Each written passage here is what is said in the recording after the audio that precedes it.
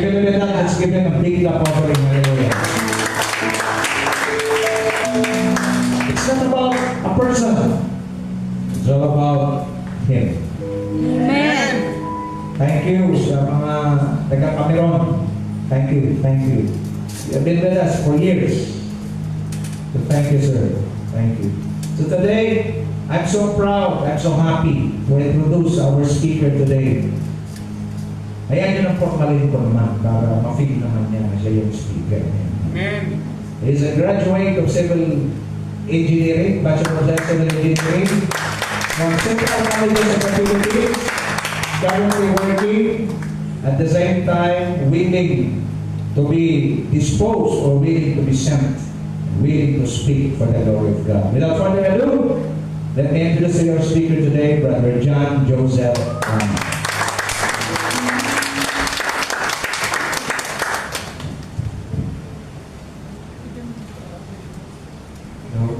Good morning sa ating lahat. Good morning. Okay, so medyo mataas ang worship natin ngayon. So, ano nga tayo? Mag-pray muna tayo before tayo mag-start. Tayo manalangin. Lord, maraming salamat sa araw nito, Lord. Maraming salamat, Lord, at nagkatipon-tipon kami. And we pray, Lord, na yung mga kapakinig dito is hidalhin niyo po, Lord, sa aming isipan at sa aming espiritu, sa aming puso. Tulungan niyo po, Lord, kami ito i-apply sa araw-araw at sa bawat sitwasyon ng aming buhay. Pray, Lord, kila Pastor and kila Mami Cora na iatin po sila sa kanilang pagbiyahe, Lord. And pray, Lord, na lahat po Lord kami dito ay gabayan niyo po Lord kami sa mga Amen. Amen. Okay, so lumako na po tayo sa ating topic. Forgiveness is the door to restoration. Okay, so ito.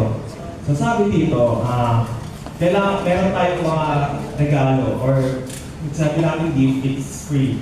Okay, so yung gift na yun is pwede tayong palayain, it frees us, heals us, and reflects God's love, God's heart. So ano ba yung mga katangian na yun? Ano ba yung mga experience na yun? Or ano ba yung mga regalo na yun? So yun yung isa doon ay forgiveness. Amen. Okay. So bago doon, magkikwento muna ako ng medyo, masyado ko magulis ito. Okay, so magkikwento muna ako ng short story sa mga bata. Okay, so dito, ang pangalan is The Angry Bee. So hindi yan yung kinakain natin sa iba, fast food. So yan, may kwento ako. So, una, ito, nakikita yung number 1 doon, yung tree, pati yung mga bubuyog, beehive. Okay, so yan, nakikita siya. So, sa isang kwento, merong mga grupo ng bees na nagtatrabaho. So, ano ba ang trabaho ng isang bee? Okay, so sa trabaho ng isang bee is mag-collect ng honey. Okay? So, dahil kwento ko to, dadagdagan ko siya ng konti. Okay, so nagko-collect sila ng honey, ng bee, yung mga bee. Tapos, may time na nagkakabanggaan sila. Okay? Yung sa pangalawang picture, may time na nagkakabanggaan yung bee. Parang ang normal na tao pag nagkakasalubong, nagbabanggaan. So, ang mga normal na bees, ang nangyayari kung nagbabanggaan, sinasabi ni B1 at ni B2, ay sorry, nabanggaan kita. Sabi ni B2, that's okay, no problem. So, back to work ulit tayo, ganun sinasabi nila. So, every time na magkakabanggaan sila, minsan magkakasagian, normal lang sa kanila, and they will say sorry. Okay? So, ang ginagawa ng activities ng mga bee is, yun, nagpapalit sila ng nectar, nagpapalit sila ng nectar sa mga flowers. Tapos, minsan, ginagawa nila is nagkakarerahan sila. So, nakita niyo may weed dyan sa fourth picture. So, may weed. So, nakikita ng mga bee na nag-enjoy sila bukod sa nag-work sila. And others is, yun nandun na sila mismo sa beehive nila para gawin yung i-restore yung honey.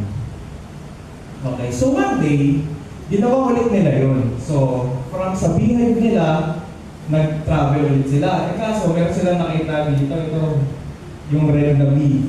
So, bakit siya naging red? Kasi nabunggo siya ni B1, and siya, nagalit siya. Sabi ni B1, sorry kasi nakabangga kita. Sabi ng angry bee, ay, ayoko niyan kasi binangga ako, hindi ka ba tumitingin? Ano ba yan? Wala ka bang mata? Gano'n, nagkasabutan sila. Sabi ni B1, sorry na, kasi nga, hindi naman sinasadya. Sabi ni itong Angry B, ayoko magtrabaho ngayon, aalis ako. So, umalis siya.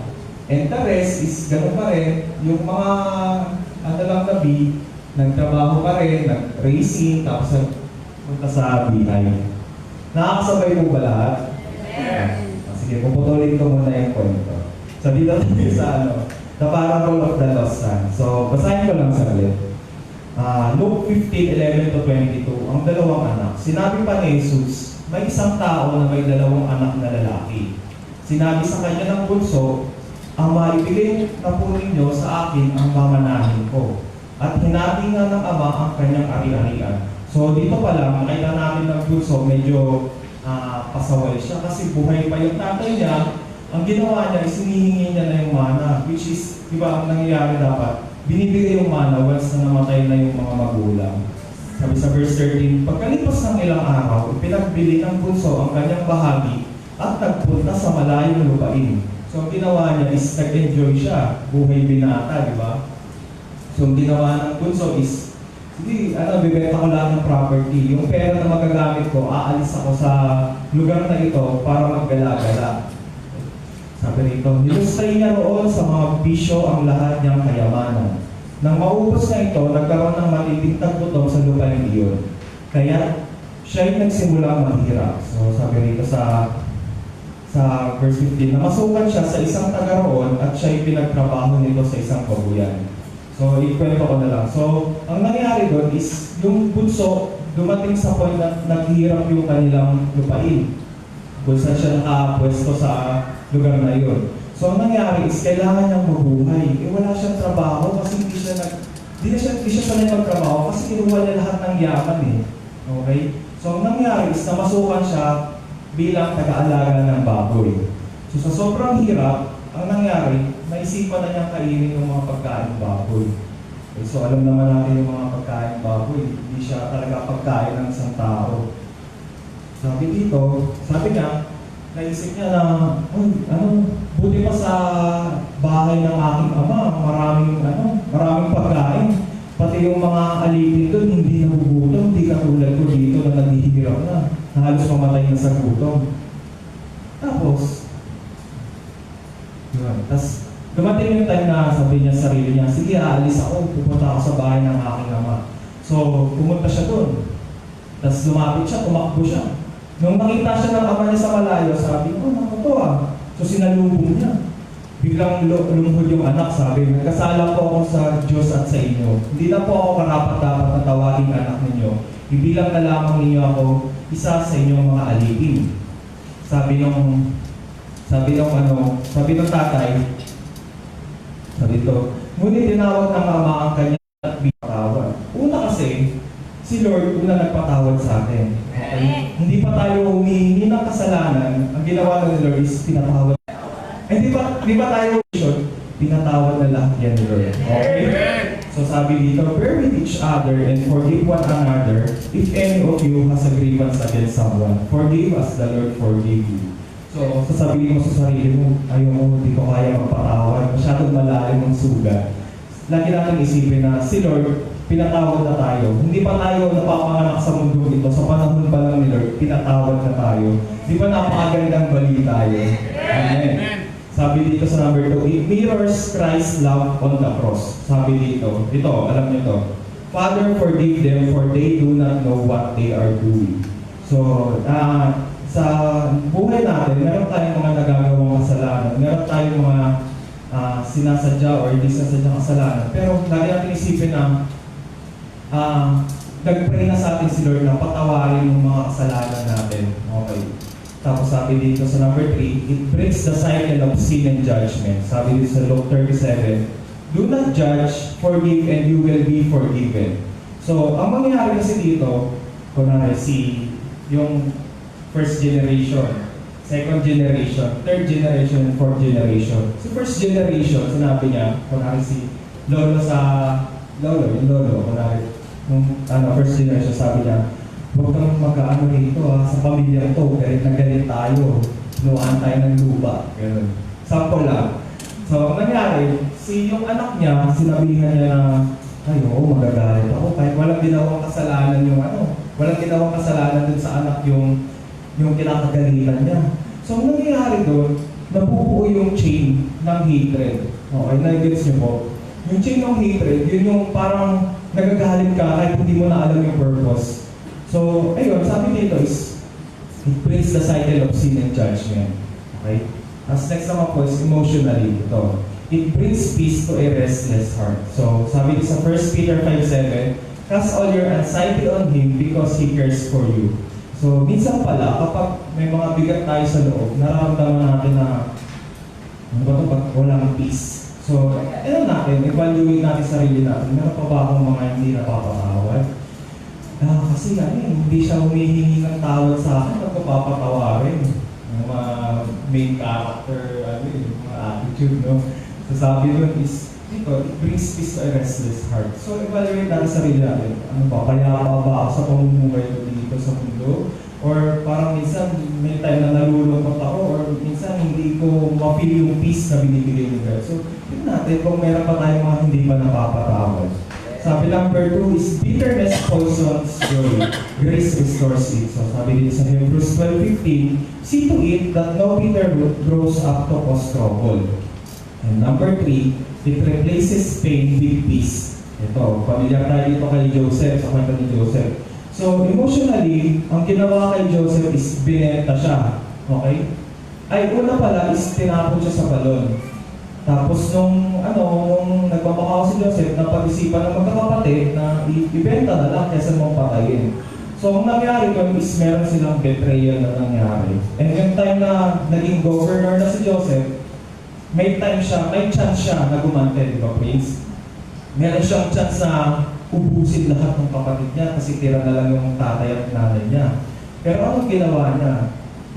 Kinimkim niya sa sarili niya, pinrases niya sa sarili niya yung forgiveness na yun.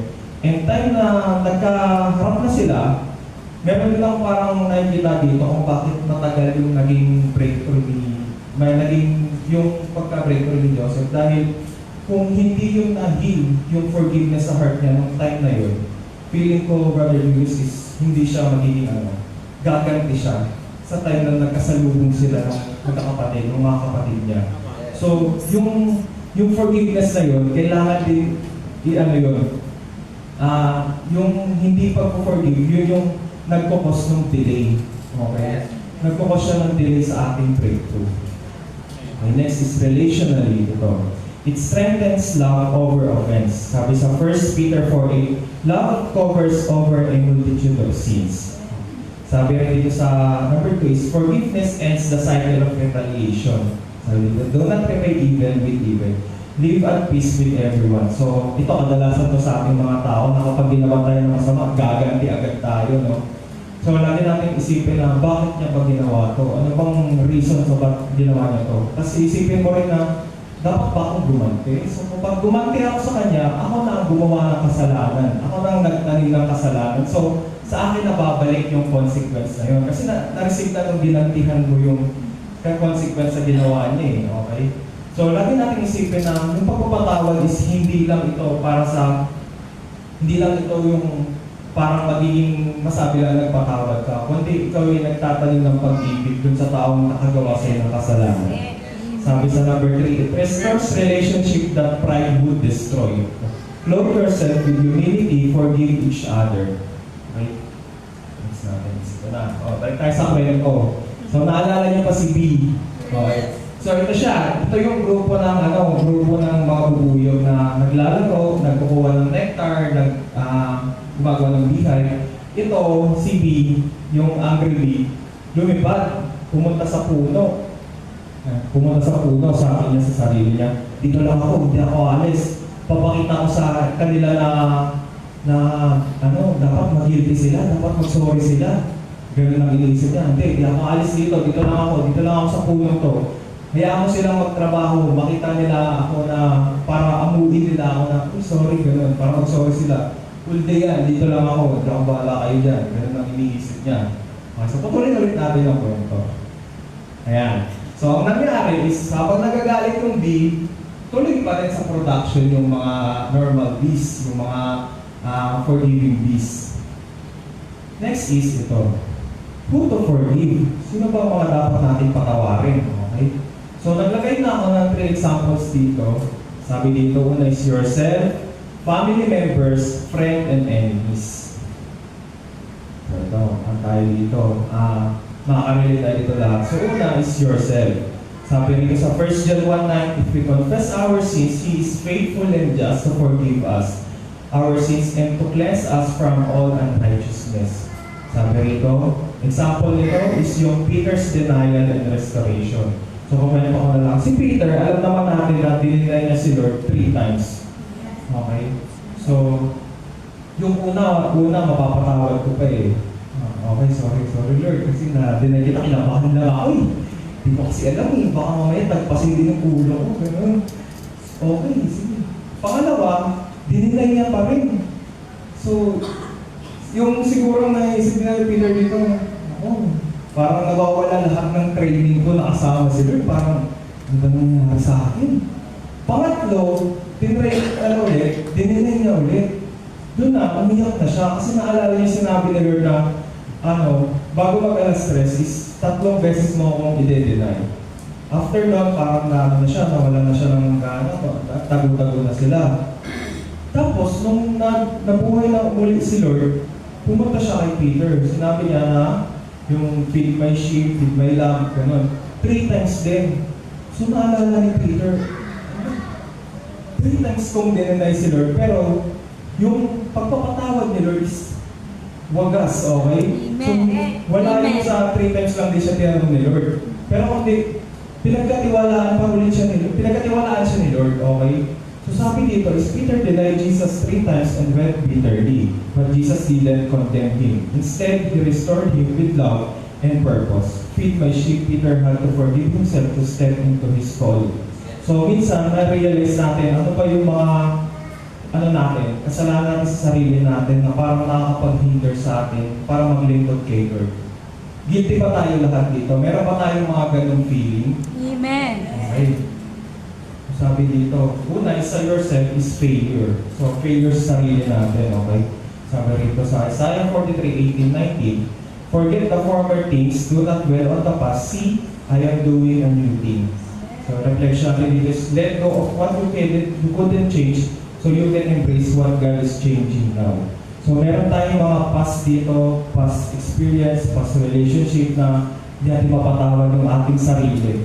Meron tayong mga sinasabi na sana kung ganito yung pinili ko, siguro okay ako. Sana kung sinunod ko yung nanay ko, ganito ako. Sana kung ganito yung ginawa ko nung bata pa ako, ganito na siguro ko ngayon. So lagi natin tandaan na yung failure na yun is hindi yun pwedeng mag-hold sa ating present and future. Amen. Kaya lang tayo na-hold on is every time we think of it, lagi na tayo na-hold back sa ating mga passion, sa ating mga goals sa ating buhay. Kasi lagi natin iniisip na, what if i-try ko ulit? What if i-try ko ulit? Kunwari sa mga nag-board exam, what if i-try ulit na mag-take ulit ang board? Mag-fail pa kaya ako? O papasa na kaya? Parang nakakapagod mag-fail. Pero lagi natin isipin, hindi ka tao kung hindi ka nag-fail. Amen. Kaya tayo nag-fail para matuto. Kaya tayo nag-fail para makita natin yung grace ni God. Yung grace na binigay sa atin ni Lord is nandun para tumayo ulit tayo. Okay, so now letter B is falling into temptation or addiction. Sabi sa Romans 8:1, there is no condemnation for those who are in Christ Jesus. So meron tayong mga past sa ating sarili na hulog ka sa temptation, sa addiction. So minsan, nakasama ako sa ministry, sa rehabilitation center. So nakita ko doon na yung encounter ni God sa bawat nandun sa loob na yun, talagang nag-change sa buhay.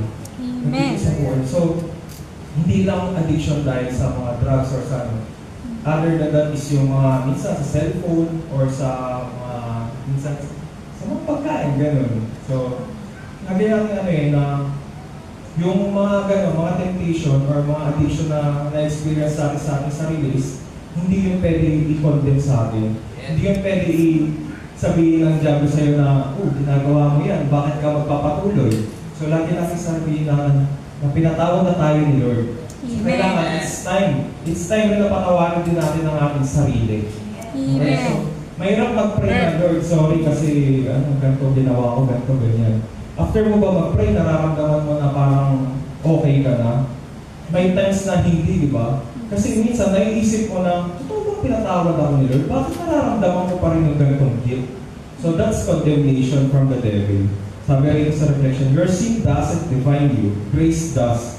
Forgiving yourself is embracing who you are in Christ. So lagi natin tatandaan yan, mga kapatid. Amen. Sabi dito, next is family members ito. Sabi rin sa Colossians 3:13, bear with each other and forgive one another. Forgive as the Lord forgave you. Sabi, family wounds can run deep, but forgiveness is the path to healing and unity. So meron tayong mga times na family members is nagkakaaway-away, nagkakasagutan, di ba? Pero pagdating ka man ng reunion, happy-happy ang lahat. Ganun.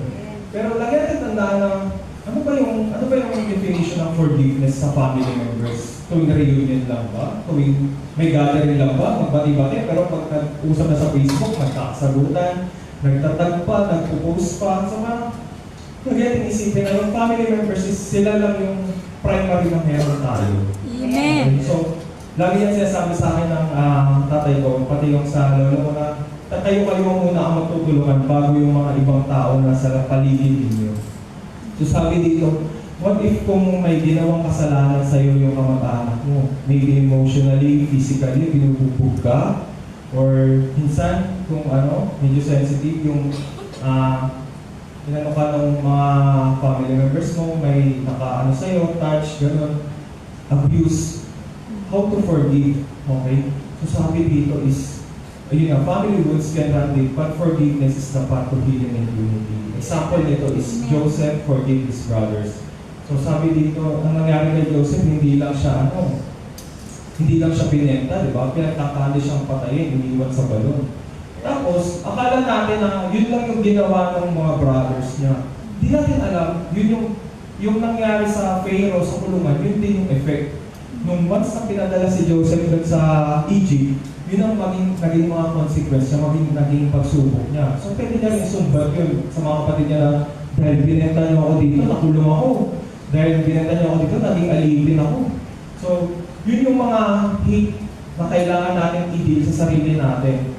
Okay? So sabi dito, forgiveness restored a broken family and fulfilled God's plan. Next is friend enemies ito. So, habang nag-discuss ako, siguro may naisip na kayo na saan ba ako mas na di ko napapatawad. Yung sarili ko ba, family members ko ba, or yung kaibigan o kaaway ko. Sabi ko, but I tell you, love your enemies and pray for those who persecute you. Forgiveness isn't just for friends, it's for those who hurt us most. So example dito is si David spared Saul's life. So tayo na ito, ang kwento nito is si David, napatay niya na si Goliath. And ngayon, sabi ni Samuel, ikaw na yung magiging next king. Pero habang sinasabi niya yung time na yun, alam ni Saul na buhay pa siya. Alam ni prophet Samuel na buhay pa siya. Buhay pa si Saul, which is siya yung current king. So ang ginawa ni Saul, tuwing na siya ng godly spirit, hinahanting niya si David. Gusto niyang patayin. Okay? And may time na nakatulog si Saul sa kakahanap nila kay David. And si David, nung time na tulog si Saul, nakalapit siya kay King Saul. Sabi nung assistant ni David, sabi niya, patayin na natin to si King Saul kasi ito yung may gusto sa'yo, ito yung trip eh. Sabi ni David, I will not lay my hand on my Lord. Ito, Lord daw si King Saul, because he is the Lord's anointed.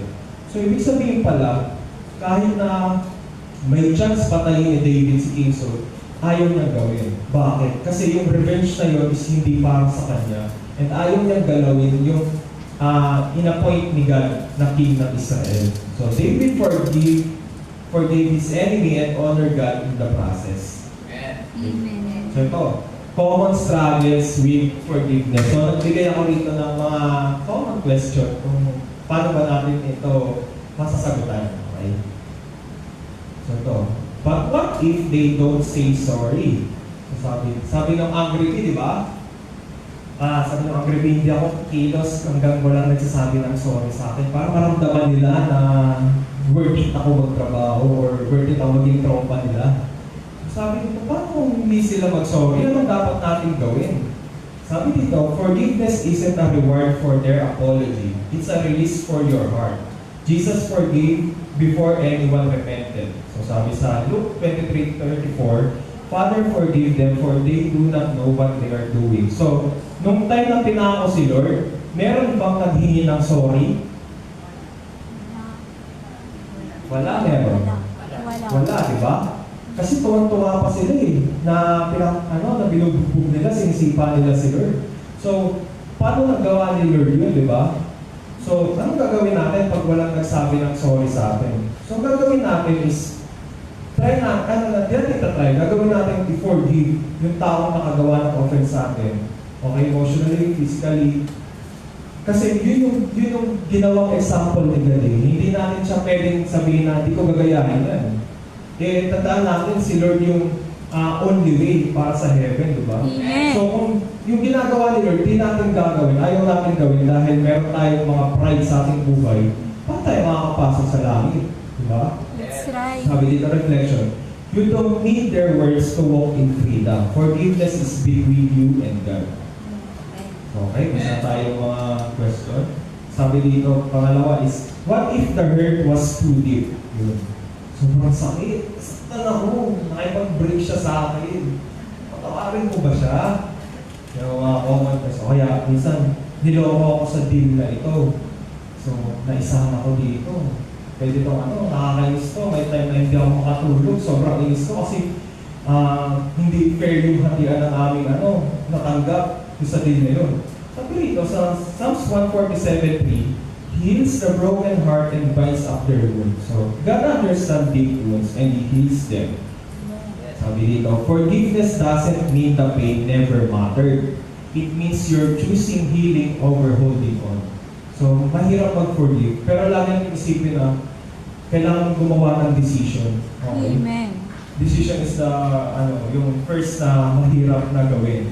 Okay? So, everyday mo laging gagawin ng forgive ng ibang tao na kagawa sa atin ng offense. Next is, does forgiveness means forgetting? Ito, magandang tanong to. Dapat ko bang kalimutan yung ginawa niya? Okay. So, dapat bang nung binuli ako ng kaklase ko, dapat ko bang kalimutan na lang? Tropa-tropa na ulit kami? Magsama-sama na ulit kami? So, sa sagot is no. Forgiveness means remembering without bitterness. God says, I will remember their sins no more. So, sabi dito, in-example ko to sa KSP nung time na about sa forgiveness. May nagtanong kasi sa akin, Kuya, niloko ako ng girlfriend ko. Dapat ko bang kalimutan yung kasalanan na yun kung makikipagbalikan siya? Abay. Sabi,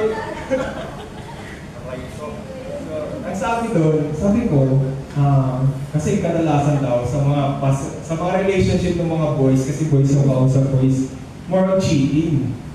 So, kailangan ko bang kalimutan para magbalikan kami? Sabi ko, ang forgiveness kasi is, hindi siya sinasabi na kalimutan mo yung ginawa. Okay? So, ang forgiveness is, you forgive mismo. When you think that, inisip mo yung isang tao yun, inisip mo na wala ka ng galit. Pero yung point na, dito, niloko ako, gano'n. Kasi, hindi tayo matutunan sa pagkakamali kung kakalimutan natin na tropa-tropa ulit tayo, let's make a deal ulit, okay?